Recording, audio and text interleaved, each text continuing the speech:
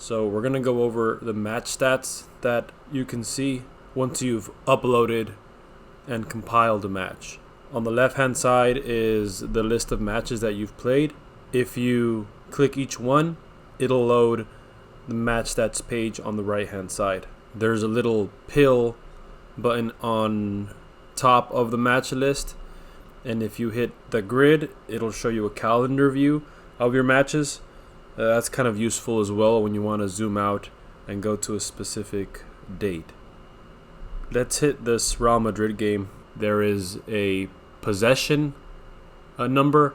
This is an estimation based on the chain of events that you collect and track, and also the amount of activity that you have during the game. If there's a lot of inactivity, then we can't really account for that yet. But you can use this estimated possession to compare to other games, and that's pretty useful. Right below that, we have these little boxes where you can see different types of events, and these are the ones where we can compare each player and their zone below. So if we hit tackle, we'll see that it's divided into three sort of positional zones on the field: defense, midfield, and forward.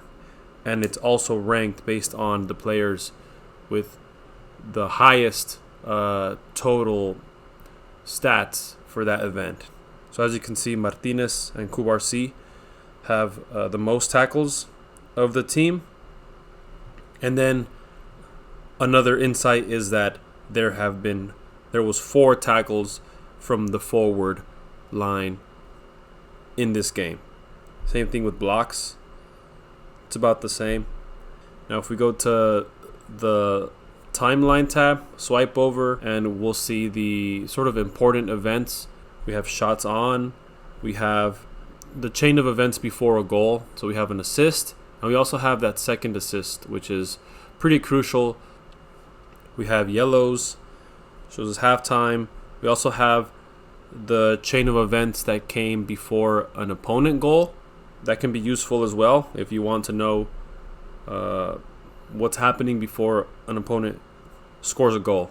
This is version 1 of Statpad, so we're evolving as we develop, but as long as teams are using Statpad to track their stats to the best of their ability, there's a lot more that we can do with that data to give you better insights. Now let's go into the lineup tab, and you'll see player ratings. You'll see your starting lineup and formation.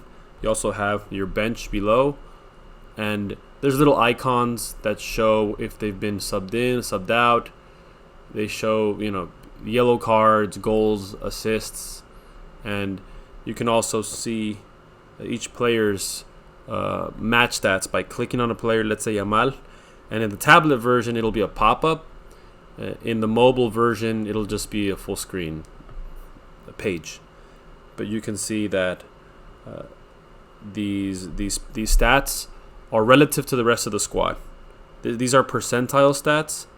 If you hit this info button here, it'll kind of give you a breakdown on how percentiles work, but essentially is we compare it to the rest of the squad, and the color of the bar also shows us if a player was below average or above average in that particular event stat.